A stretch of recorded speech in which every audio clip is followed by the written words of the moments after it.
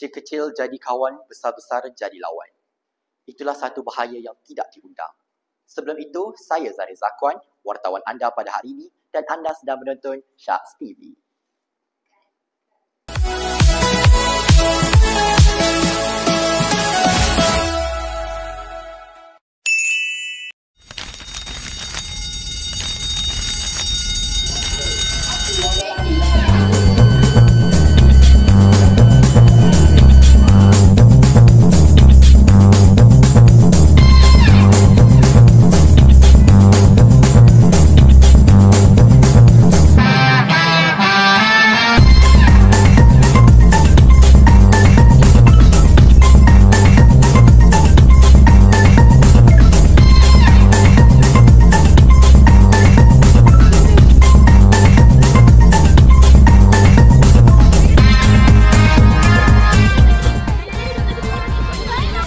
Menyampaikan taklimat untuk hari ini. Dipersilakan. Beri tepukan kepada Encik Ehsan.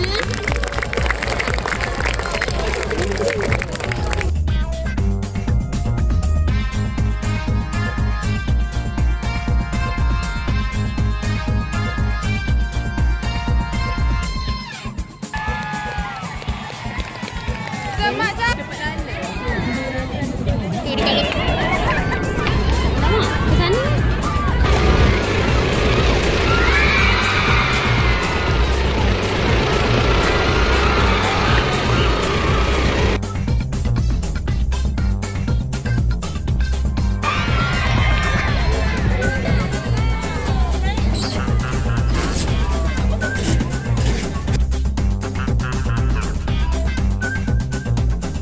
Bersama-sama kita pada hari ini ialah Encik Ehsan bin Muhammad Ibrahim selaku PBK1 KUP. Assalamualaikum Tuan.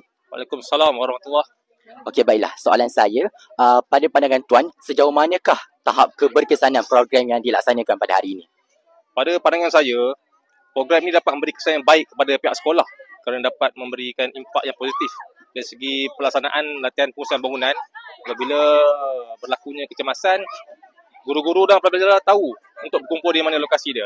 Lepas tu, kesan yang baik juga kita dapat lihat daripada hasil latihan penggunaan alat pada api di padang tadi.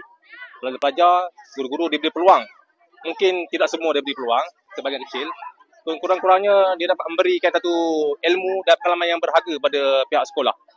Selepas itu, kesan yang baik juga untuk perkara yang ketiga, kami memberi peluang kepada pihak sekolah, terutamanya pelajar-pelajar sekolah untuk melihat lebih dekat tentera bomba yang kami cuba pamerkan pada hari ini.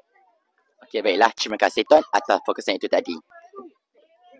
Dengan itu, tamatlah sudah program kita pada hari ini. Diharapkan semua warga Syak mendapat manfaat daripadanya. Untuk itu, Assalamualaikum warahmatullahi wabarakatuh. Melahirkan insani, mengungguli prestasi. Sharks TV berinformasi, memacu generasi. Sharks hebat, Sharks hebat. Adios.